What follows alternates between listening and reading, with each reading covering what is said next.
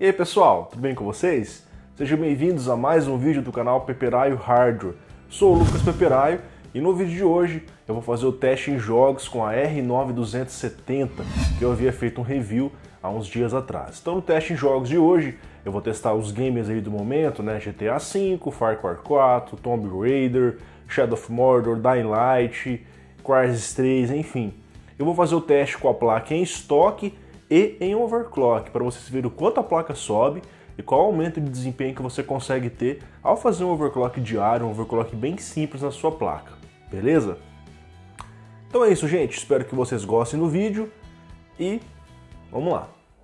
Bom pessoal, vamos começar os testes com a R9 da PowerColor no game Battlefield 4 Multiplayer, no mesmo mapa que eu sempre faço os outros testes, Ferrovia Go Mood. Mais uma vez, seguindo a metodologia de testes de placas MIDI, o objetivo aqui é buscar sempre os 60 FPS, ou pelo menos manter o desempenho o mais próximo possível disso. No topo da tela vocês podem observar em tempo real os FPS, além das informações da placa de vídeo e do processador, clock, temperatura, porcentagem de uso e a quantidade de memória da placa que está sendo usada nesse momento. O link do vídeo que ensina a monitorar e mostrar essas informações durante o jogo está na descrição do vídeo para quem quiser conferir. Bom, eu estou rodando com as configurações do jogo no PureSet Ultra, tela cheia, campo de visão em 70% e DirectX 11. E a R9 entrega um bom desempenho nessas configurações, entre 50 e 55 FPS, com quedas em alguns momentos abaixo dos 50. Eu vou fazer o tradicional teste de overclock durante o jogo para mostrar que mesmo alguns megahertz a mais na placa são capazes de entregar um desempenho extra bem bacana. Eu aumentei o clock para 1120 MHz na GPU, 1500 MHz na memória e configurei o Power Limit no máximo, o que resultou em 11% a mais na performance, ou 7 FPS em média. E mesmo em overclock, observe que a temperatura se mantém razoavelmente baixa. Nesse momento a GPU está em 71 graus, o máximo que ela atingiu durante esses testes de overclock foi 73 graus, então uma ótima refrigeração. E claro, seguindo o padrão dos outros testes, a placa está no seu estado original de fábrica, ou seja, sem nenhum ajuste na velocidade das fãs. Eu vou encerrar esse primeiro teste mostrando na tela os FPS mínimos, médio e máximo com a placa em estoque e overclock.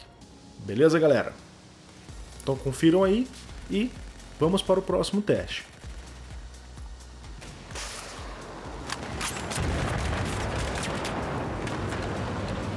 Mais um teste para vocês, agora o Dying Light. Eu procurei novamente rodar com a melhor configuração possível para ter 60 FPS e ao mesmo tempo manter uma boa qualidade visual e, claro, respeitando os limites de memória da placa, que nesse caso é 2 GB. Eu rodei esse game com as configurações mescladas, texturas no médio, algumas outras coisas no alto, distância de visão em 50%, anti-ênise desligado, entre outros. Isso foi necessário para manter a jogabilidade próximo dos 60 FPS e assim ter uma melhor experiência no jogo. Uma coisa muito importante, em todos esses testes eu estou usando o MSI Afterburner para fazer as gravações. Há uns meses atrás eu fiz um teste comparando o impacto na performance do Shadowplay e do Afterburner em gravações. E o Afterburner reduziu bem pouco a performance, entre 3% e 6%. Portanto, o desempenho da placa sem estar gravando é um pouco melhor do que vocês estão vendo aqui. Quero que isso fique bem claro para vocês, ok? Vou fazer agora o teste de overclock. Novamente temos um aumento significativo na performance da placa, de aproximadamente 12%, que eleva a média dos FPS para valores acima dos 60. O overclock é especialmente útil em momentos como esse que vocês estão vendo aí. Com tantos zumbis ao mesmo tempo na tela, os FPS naturalmente caem um pouco, mas como a placa está rodando com clocks maiores, ela compensa essa perda e mantém os FPS novamente próximo dos 60. Vou finalizar o teste mostrando na tela as estatísticas dos frames por segundo obtidos com Fraps, com a placa estoque e overclock para vocês compararem o desempenho. Beleza?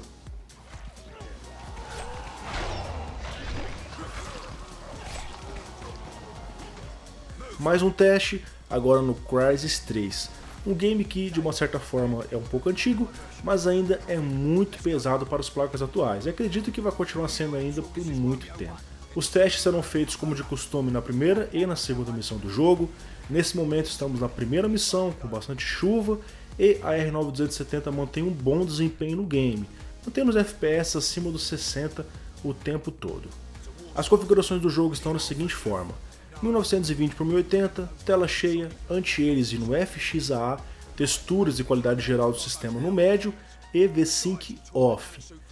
No teste rápido de overclock, as mesmas configurações foram mantidas e observamos um aumento muito bom de 16% nos FPS, ou, em outras palavras, 10 FPS a mais, o que empurra a média dos FPS para 69 e a mínima para 59, portanto, o tão sonhado 60 frames por segundo.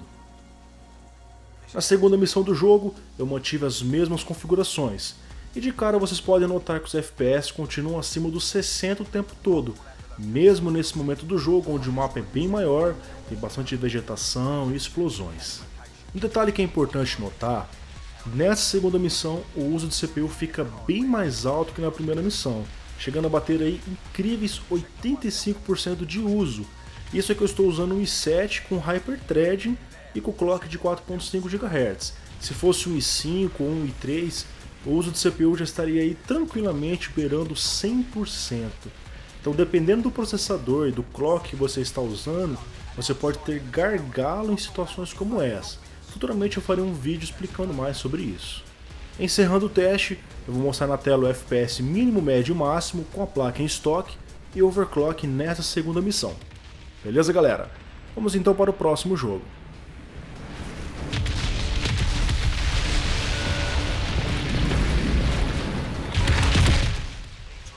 Agora eu vou fazer um teste no jogo Far Cry 4, lançado em 2014 e desde então faz parte de todos os testes de placas de vídeo aqui do canal Peperaio Hardware.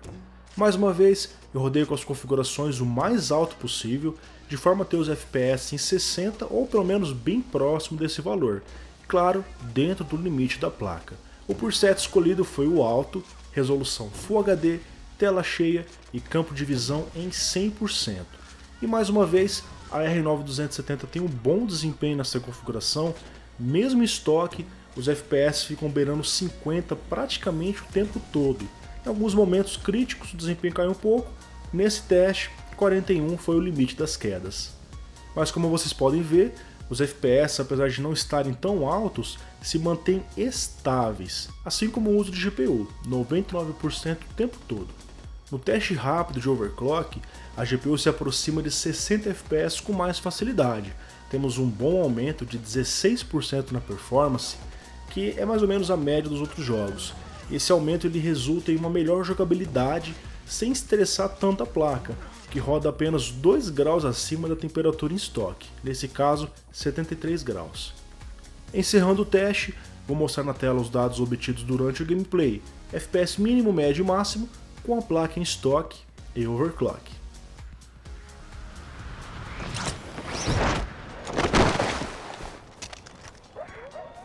Mais um teste padrão do canal, o benchmark fixo do jogo Tomb Raider. E para manter a base de testes que eu já tenho feito aqui no canal, eu vou rodar o benchmark fixo dele, embora também seja interessante rodar o jogo propriamente dito, mas o vídeo ficaria muito mais longo do que já é, não é mesmo? Bom, lado a lado temos o teste em estoque e overclock.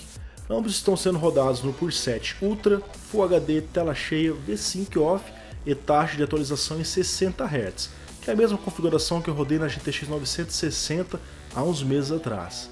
E como vocês podem ver, em estoque e no Ultra, a R9 270 já é capaz de manter os 60 FPS, enquanto que em overclock a placa trabalha com uma boa folga acima dos 60, que pode ser muito útil em momentos onde o FPS cairia abaixo de 60.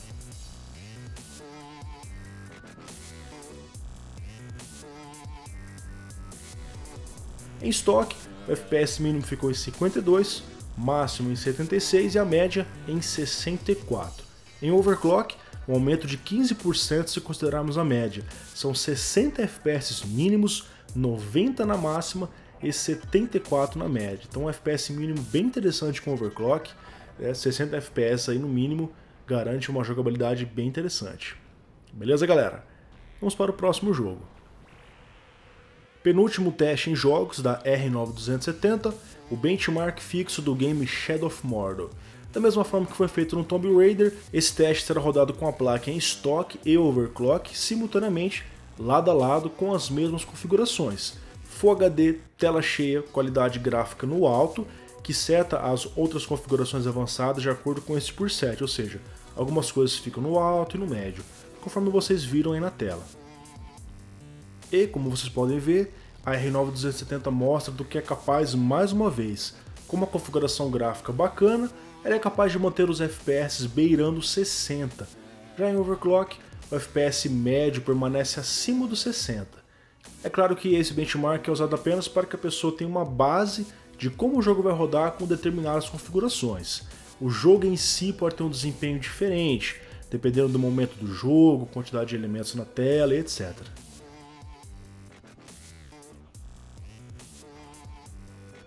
Em estoque, a média de FPS ficou em 55, a máxima em 264, valor que podemos desconsiderar, e a mínima em 25, um valor que ficou um pouco estranho, pois se vocês observarem o teste, na parte mais pesada do benchmark o FPS estava em 46.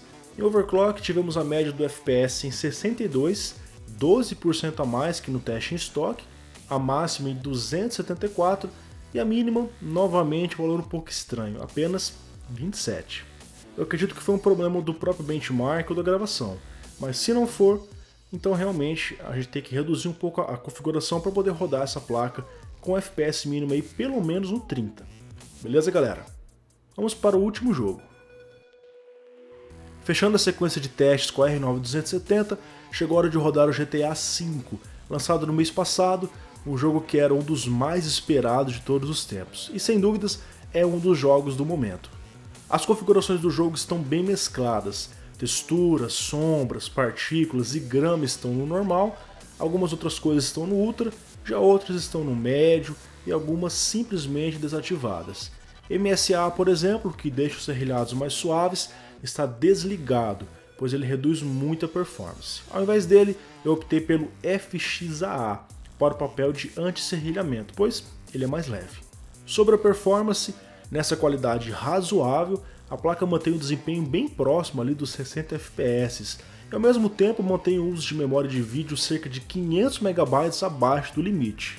Em overclock, a placa cravou 60 FPS na média, com a mínima em 49 e a máxima em 73, valores bem aceitáveis.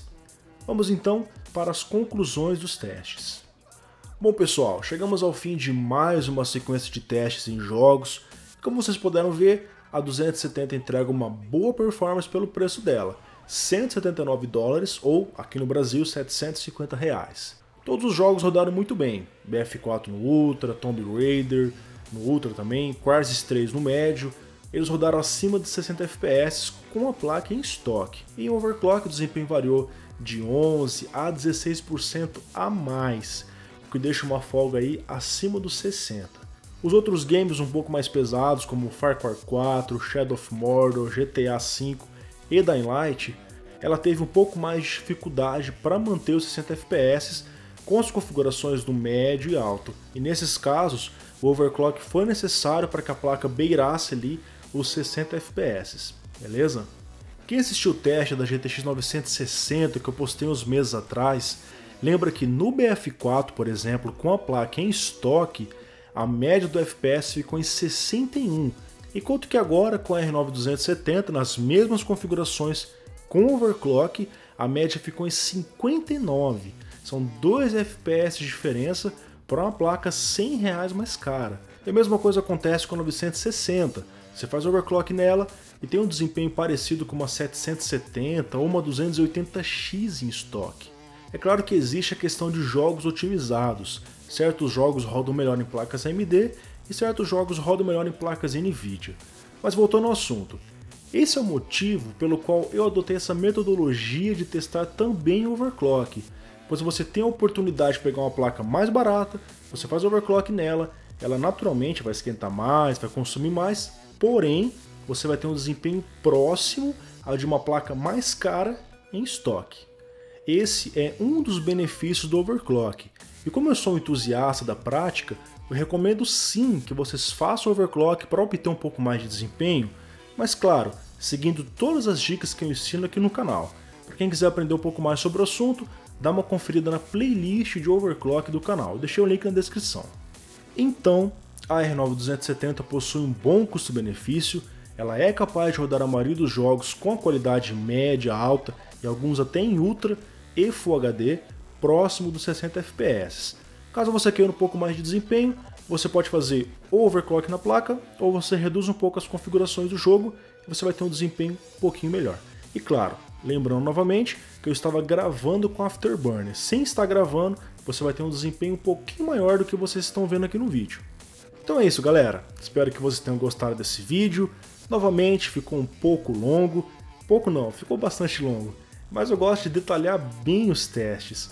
Assim, caso alguém pretenda comprar uma 270, ou tem essa placa, ou vai comprar uma placa concorrente, pode vir aqui no vídeo, ver o desempenho da placa em jogos, onde eu mostro o uso de memória, a temperatura que a placa chega e etc. Beleza? Então, um grande abraço, inscreva-se no canal e deixe a sua opinião. Não se esqueça de curtir o vídeo e compartilhar com seus amigos, isso ajuda pra caramba na divulgação do canal. O próximo vídeo será o teste de temperatura, consumo e ruído com a placa em estoque e com a placa em overclock, é claro, além de testes em benchmarks. Então, nos vemos em breve. Até mais, galera. Tchau.